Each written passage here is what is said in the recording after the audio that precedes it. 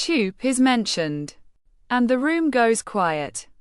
If that sounds familiar, this is for you. Here is everything FM managers need to know about TUPE.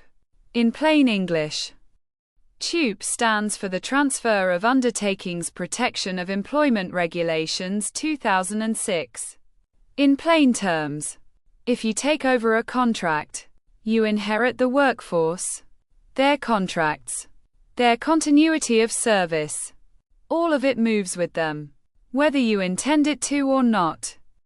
There are 3 scenarios that trigger TUPE, and all 3 are routine in FM. Outsourcing, when a client hands a service to a contractor for the first time. Retendering, when a new contractor takes over from the incumbent. And insourcing, when a client brings a previously outsourced service back in-house. The legislation decides, not the contract. When TUPE applies, you are not just inheriting the staff, you are inheriting their entire history. That means contracts of employment, continuous service, all liabilities, including outstanding grievances, disciplinary matters, and tribunal claims, and any collective agreements in force at the point of transfer. Before any TUPE transfer, the outgoing provider must deliver employee liability information, no less than 28 days before the transfer date. This covers the identity and age of each transferring employee, their written particulars, disciplinary and grievance history, and any tribunal claims. Without it, you cannot build a credible cost model or onboarding plan. Late or incomplete ELI is one of the most common mobilization failures in FM. Both outgoing and incoming providers have a duty to inform and consult affected employees before transfer. And here is where FM managers most often get it wrong. In TUPE law, measures covers any proposed change to how work is organized. Rotas, reporting lines, management structures, uniforms, site arrangements. If you plan to change it, you must disclose it.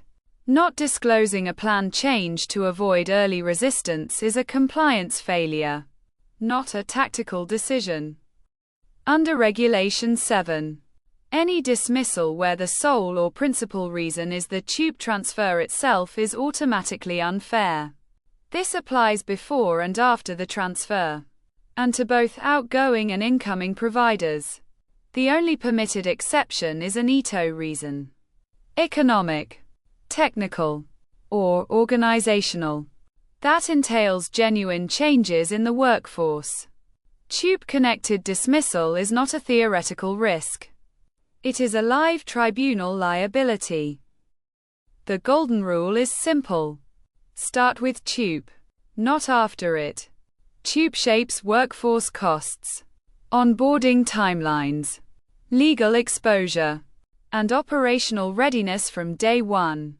The FM managers who handle it well treat it as a mobilization workstream in its own right.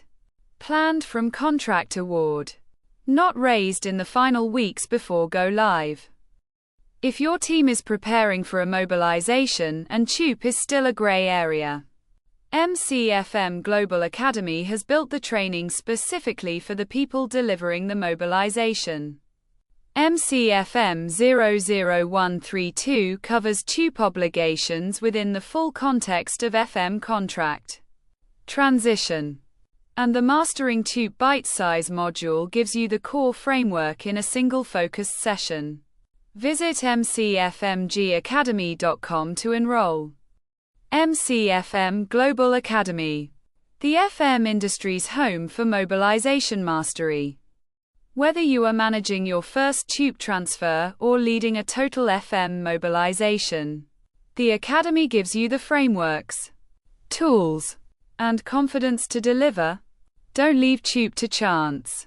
Learn it properly. Visit mcfmgacademy.com. Inspire, educate, energize.